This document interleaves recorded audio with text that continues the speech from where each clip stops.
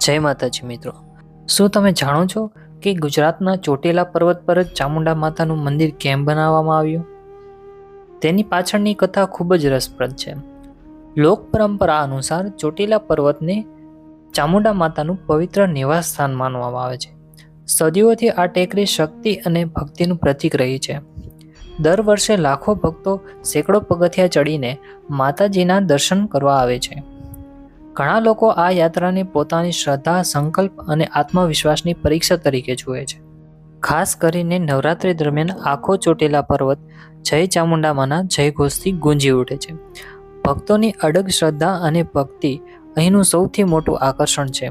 ચોટીલાની ચામુંડા માતાનું મંદિર માત્ર એક ધાર્મિક સ્થળ જ નથી, પરંતુ ગુજરાતની આસ્થા, સંસ્કૃતિ અને પરંપરાનું જીવંત પ્રતીક છે. આવી જ ઐતિહાસિક અને ધાર્મિક કથાઓ માટે અમને ઇન્સ્ટા પર ફોલો અને યુટ્યુબ પર સબસ્ક્રાઇબ કરવાનું ભૂલશો નહીં. જય ચામુંડા માતા.